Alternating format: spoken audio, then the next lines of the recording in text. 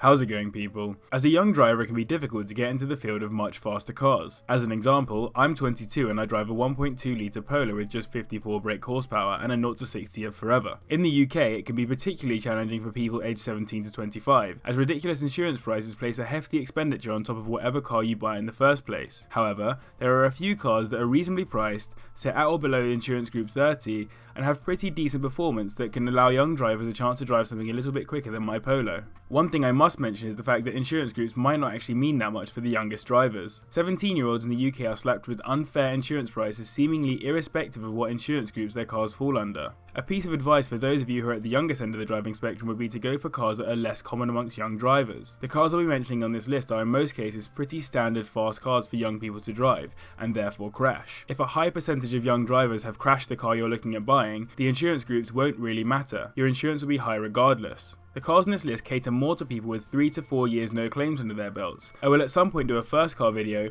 but that will include some very rogue picks, as cars you don't expect young people to be driving are often the cheapest to insure. For example, I started in a Skoda Fiesta ST, which is renowned as more of a granddad car than a first car, but it meant my insurance was far more reasonable at about £900 for my first full year because far fewer young people drive them. So in this video I'm going to give you my take on the top 5 affordable, low insurance group and high performing cars that young drivers can buy for less than £3,000. I'll give you the stats, specs and other interesting information, and you can let me know in the comments whether you agree or disagree with my picks. I'm also going to try to include a general understanding of the costs of owning these cars, like maintenance and repairs, which I haven't done before, so some feedback on that would be amazing. Remember, I'm looking at this from the UK market perspective, so prices in other countries may differ. Don't forget to like, comment and subscribe for more weekly car content, but without further ado, let's get into the video.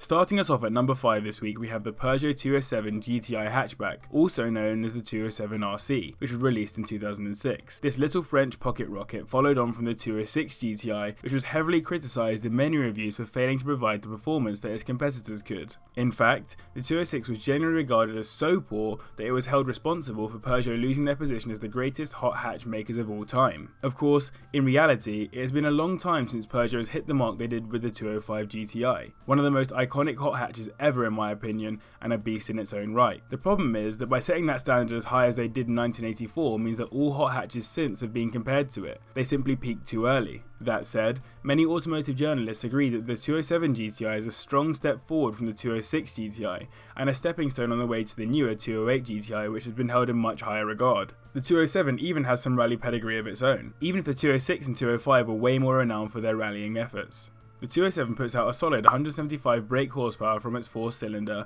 1.6 litre turbocharged engine, which takes it from 0 to 60 in just 6.9 seconds, the joint quickest car on this list. That's particularly insane when you consider the fact that high mileage models of the car go for £1,500, and for £3,000 you can get a 2007 model with less than 85,000 miles. And after you've bought the car, you shouldn't really expect to be paying too much in terms of insurance, as it's in Group 26. However, all that said, the reason why I've put this car at number 5 this week is because according to the Reliability Index, it's the second least most reliable car on this list, with an average repair cost of around £341. The internet is amuck with forums discussing how unreliable the car is, with common problems including engine timing issues, numerous valve issues, and actuator problems, many of which put the car into limp mode. Reliability issues aside, it's definitely a quick car, and for the price it definitely deserves 5th place on this list.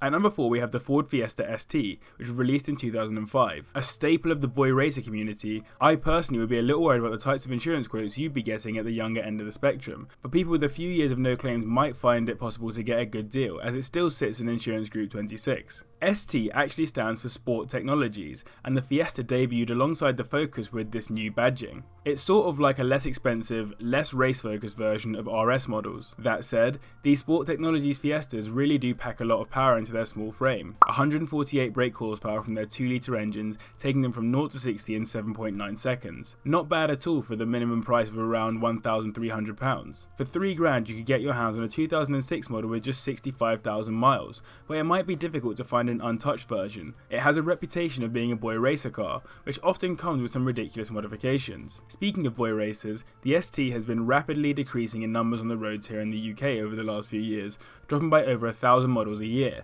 suggesting they are either being crashed or just dying from reliability issues. It's likely to be the former, as on the whole, the 5th generation Fiestas are renowned for solid reliability and cheap repairs, with the average issue costing only around £263. Common problems are generally pretty easy to fix, and include suspension issues or problems with coil packs going. For me, the reason why the ST doesn't get high on the list is its reputation as a boy racer car, as well as the fact that newer STs look so much cooler in my opinion. This ST kinda looks like a baby version of the Focus, and don't get me wrong, I do like it. I just really like some of the newer STs a bit more. Either way, a quick little car in a low insurance group aimed at the younger market, so well worth 4th place on this list.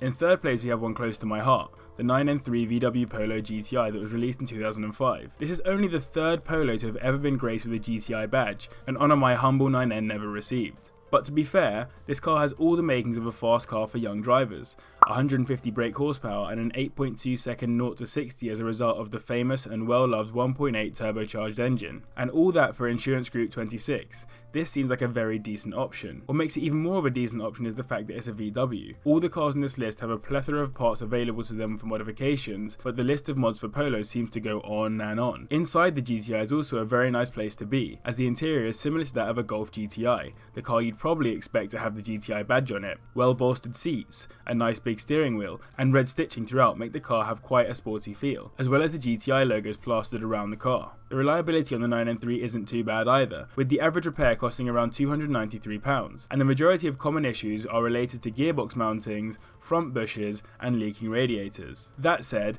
any issues will likely be an easy enough fix, as those of you who have been watching the Pointless Polo project so far will know it's quite easy to work on these little cars, even if they can be a little bit fiddly. You can pick a 993 up for around £1,600, but for £3,000 you can get a 2009 model with 80,000 miles on it, which is not a bad shout. My standard 9N has 85,000 miles on it and it's still going strong. It's got that famous GTI badge, very decent specs, and in my opinion some pretty buff looks considering the price. I reckon this is a pretty sick car for your money. I know I'm hugely biased, but I think the 993 GTI is well worth 3rd place on this list.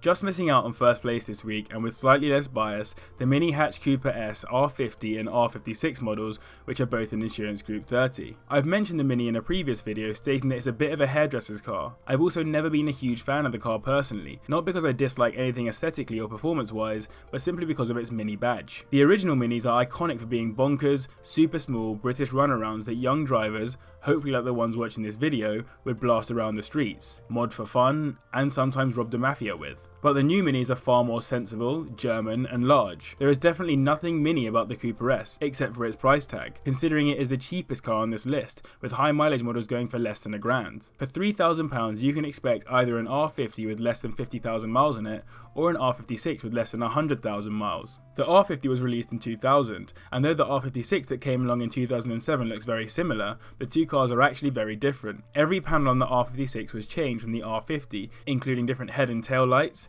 grills, and placement of the battery. One thing that stayed similar between the two cars was the bonnet scoop, which is interesting because it serves no practical purpose on the R56, as the intercooler was relocated from under the scoop to the front of the engine, unlike in the R50. You also get some additional comforts from BMW in the R56, including a stop-start button and keyless entry. But the real reason why this car is on this list is because of that Cooper badge. That historic badge tends to bring some serious specs with it. The R50 has a supercharged 1.6 litre engine which takes it from 0 to 60 in 7.4 seconds and puts out 163 brake horsepower, while the R56 is a turbocharged 1.6 litre engine, 0 to 60 in 7.1 seconds and 175 brake horsepower. That is very decent from a car that offers BMW-esque luxury on the interior with some swaggy lights and oversized speedo, as well as all that big bulkiness on the outside that I don't really like. However, the reliability on the Mini is not ideal. The R56 is described by the reliability index as being well below the average reliability of all cars on the road, while the R50 is just above average, and the fact that the average repair costs around £400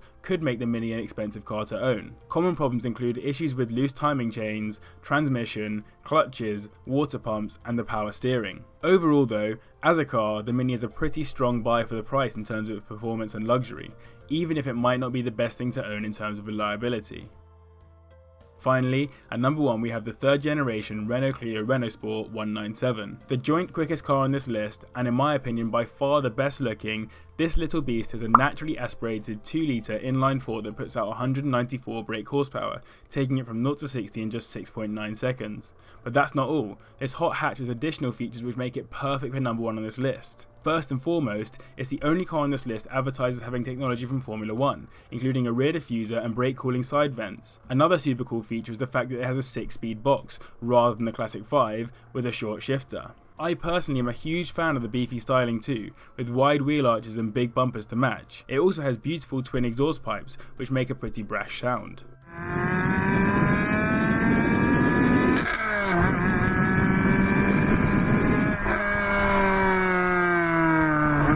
Purchase one with the right options and you could get a set of RenaultSport branded folding Recaro bucket seats too, which make you feel even more like you're driving a little track car for the roads. For $3,000 you could even afford to get a hold of the Cup model, which was slightly lower, lighter and stiffer overall. It also included a nice rear wing for some totally necessary extra downforce. What's particularly cool about the Clio is the fact that it's specifically made for its own race series, the Clio Cup. As the car was designed with this series in mind, and many race cars are simple conversion from the standard car, it makes life a lot more interesting owning one, as at any second you could suddenly begin converting it into a track day car, or a rally car as some people have also done, given Renault's legendary history in rallying with cars like my dad's Renault 5 Maxi Turbo, in case I hadn't mentioned it enough on this channel already. In terms of reliability, the 197 really isn't bad either, with the average cost of a repair falling at just £257. Common problems include areas of the Clio like starter motors, fuel pumps, conrod bolts and poor gearboxes. You can pick up a 197 for around £2,300, but for $3,000 you can expect to get a decent model with less than 100,000 miles on the clock. Not bad for those looking to buy within this video's budget. Insurance isn't a complete nightmare either, as the car slots into Insurance Group 30. Overall, it's a great car for young drivers with some unreal specs and pace considering the humble price tag. I know I'm definitely more a VW Group kind of guy, but tell me I can have any car on this list and it's gotta be the Clio. A well-deserved victory for the 197. So, in this video, I've given you my top 5 fast cars for young drivers that go for under £3,000. Let me know in the comments if you agree or disagree with my picks. I try to respond to everyone as soon as I can. Remember to like and subscribe for more weekly car content, and thanks to all those of you who've been giving loads of support to the channel recently. I really appreciate it. Anyway, thank you very much for watching, and I'll see you in the next one. Listen.